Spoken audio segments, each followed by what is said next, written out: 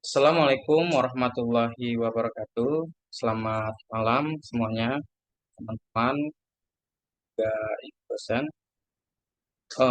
Pada pertemuan kali ini, kami kelompok 2 akan membahas pertemuan materi ke-13, di mana membahas tentang budget perubahan aktiva tetap dan budget kas. Oke. Adapun pada kelompok 2, di sini terdaftar nama-nama kelompok. Yang pertama ada Debbie Anggraini, 2 Justian Megi, saya sendiri. Lalu ketiga Melati Miftahul Jannah. Yang keempat ada Nadila Karunia. Yang kelima Nana Lucia. Yang keenam Nur Azizah Ramadhani. Dan yang tujuh Ikfir Baihaqi.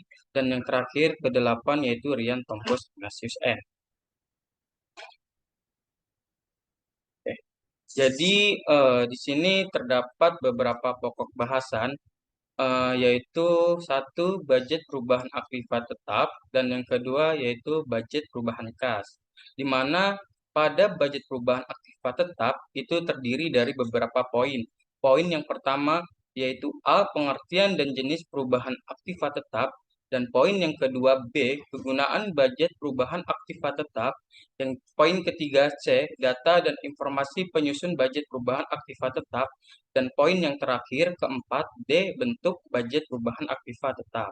Dan yang kedua, budget perubahan kas terdiri juga beberapa poin, yaitu poin yang pertama yaitu A, pengertian budget kas, poin kedua yaitu B, kegunaan budget kas, dan yang ketiga yaitu C, faktor-faktor pengaruh penyusun budget kas, dan yang terakhir D, bentuk dan contoh budget kas. Oke, baik, pada poin selanjutnya atau slide selanjutnya akan dibahas oleh Debbie Anggraini. Baik, untuk selanjutnya kita masuk ke budget perubahan aktiva tetap. Pengertian dan jenis perubahan aktiva tetap. Menurut Munandar 2013, budget perubahan aktiva tetap atau capital addition budget adalah budget yang merencanakan secara sistematis dan lebih terperinci tentang perubahan aktiva tetap dari waktu ke waktu selama periode tertentu yang akan datang.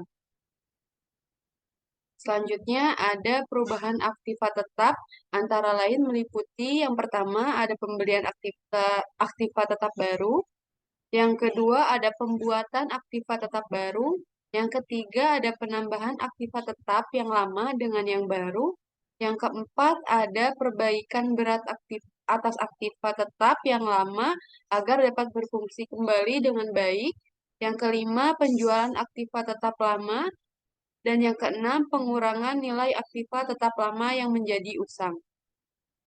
Untuk slide selanjutnya akan dijelaskan oleh... Next, kita akan membahas tentang kegunaan budget perubahan aktiva tetap. Nah, di sini ada dua macam kegunaan budget perubahan aktiva tetap, secara umum maupun yang secara khusus. Yang secara umum, semua budget mempunyai 3 kegunaan pokok, yaitu sebagai pedoman kerja, alat manajemen untuk menciptakan koordinasi kerja, dan melakukan evaluasi atau pengawasan kerja. Lalu secara khusus, sebagai dasar untuk menyusun budget kas, karena penambahan aktivitas tetap akan memerlukan pengeluaran kas, dan pengurangan aktivitas tetap akan mengakibatkan pemasukan kas. Next, kita akan membahas tentang data dan informasi penyusun budget perubahan aktiva tetap. Yang pertama ada rencana produksi yang tertuang dalam budget unit yang akan diproduksikan. Lalu yang kedua ada rencana penjualan. Lalu yang ketiga ada kondisi aktiva tetap lama. Yang keempat umur ekonomis aktiva tetap lama yang telah dimiliki perusahaan. Yang kelima perkembangan dan kemajuan teknologi. Yang keenam tersedianya modal yang dimiliki perusahaan. Lalu yang terakhir, metode depresiasi aktiva tetap yang dipakai. Next, kita bahas bentuk budget dan contoh perubahan aktiva tetap. Budget perubahan aktiva tetap sebagai salah satu pendukung neraca atau balance sheet supporting budget harus cukup sistematis dan terperinci sehingga dapat berfungsi sebagai pedoman kerja, alat pengkoordinasian kerja, dan alat evaluasi kerja menurut Munandar tahun 2013. akan dilanjutkan oleh Nadia. Baik, selanjutnya untuk contoh perubahan aktiva tetap dari PT Karisma ada budget perubahan aktiva tetap tahun 2008.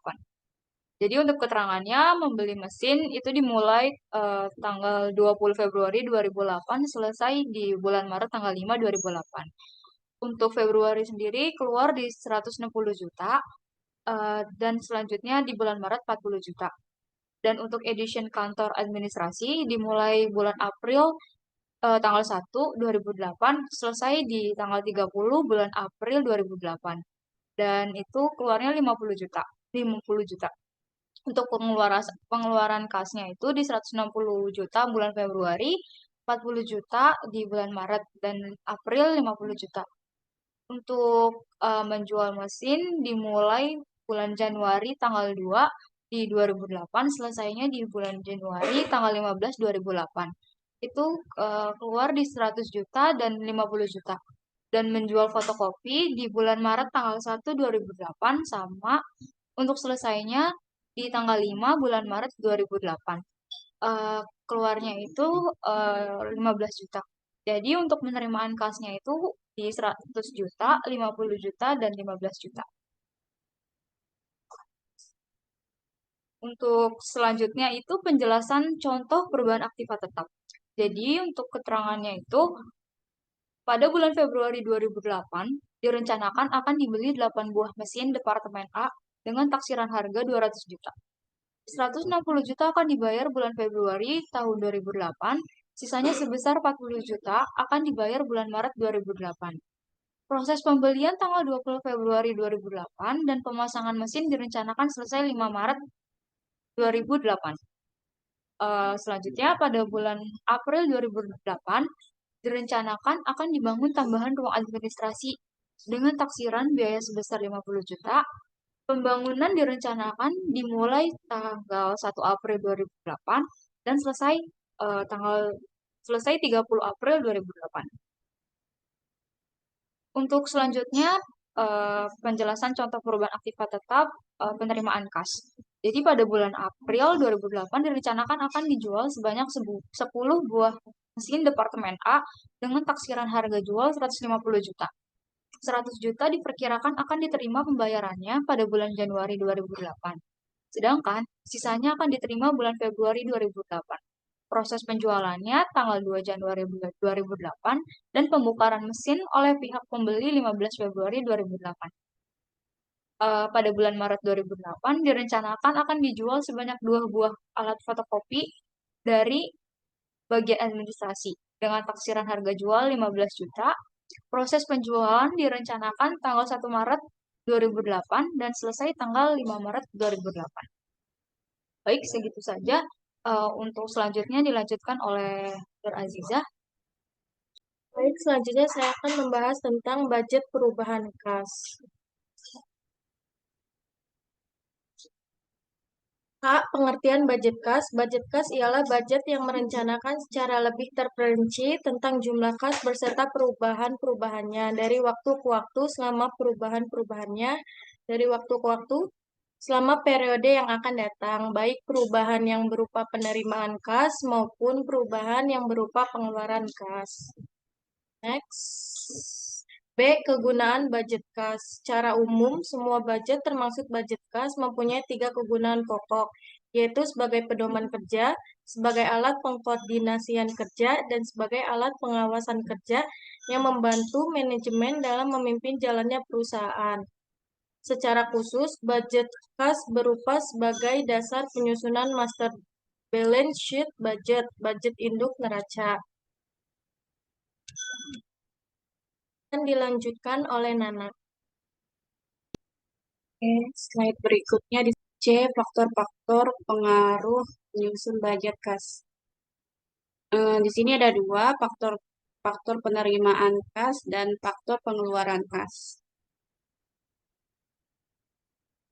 Untuk faktor penerimaan kas, A. Budget penjualan, B. Keadaan persaingan di pasar, C. Posisi perusahaan dalam persaingan, D. Syarat pembayaran yang ditawarkan perusahaan, Kebijakan perusahaan dalam penagihan hutang. F. Budget perubahan aktiva tetap.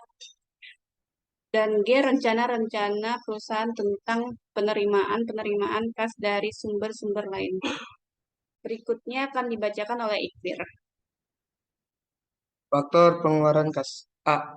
Budget pembelian bahan mentah. B. Keadaan persaingan para supplier bahan mentah di pasar. C. Posisi perusahaan terhadap pihak supplier bahan mentah. D. Syarat pembayaran yang ditawarkan oleh supplier bahan mentah. E. Budget upah tenaga kerja langsung. F. Budget biaya pabrik tidak langsung. G. Budget biaya administrasi. H. Budget perusahaan aktif tetap. I. Rencana-rencana perusahaan tentang pengeluaran-pengeluaran kas untuk keperluan lain. E. Bentuk dan contoh budget kas. Sebagaimana halnya dengan budget-budget yang lain. Bagi budget kas, ini juga tidak tersedia sesuatu bentuk standar yang harus dipergunakan.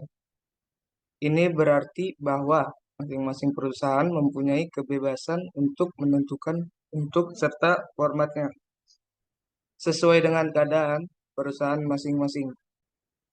Oke, selanjutnya akan dilanjutkan oleh Rian. Oleh karena budget kas mencakup dua sektor, yaitu sektor penerimaan kas dan sektor pengeluaran kas, maka sebelum disusun budget kas terlebih dahulu perlu disusun schedule tentang penerimaan kas dan schedule tentang pengeluaran kas. Next, untuk yang selanjutnya yaitu contoh budget kas. PT Karisma schedule penerimaan dan pengeluaran kas dari bulan Januari sampai bulan Maret 2018. Nah, ini contoh-contoh budget kas yang ada pada PT Karisma. Next. Nah, penjelasan contoh budget kas PT Karisma schedule penerimaan dan pengeluaran kas. Inilah beberapa contohnya. Jadi sumbernya ini dapat dari Munandar 2013. Nah, jadi kas awal PT Karisma pada bulan Januari sebesar 136 juta ribu. Kemudian pada bulan tersebut PT Karisma menerima kas sebesar 760.950.700 perak dengan total atau jumlah kas sebesar 898.950.700 perak, dan pada bulan tersebut PT Karisma juga mengeluarkan kas sebesar 54.123.400 sehingga pada kas akhir bulan sebesar 844.827.300 dan seterusnya pada bulan Februari Maret dengan cara perhitungan yang sama. Oke, thank you dan sekian dan terima kasih.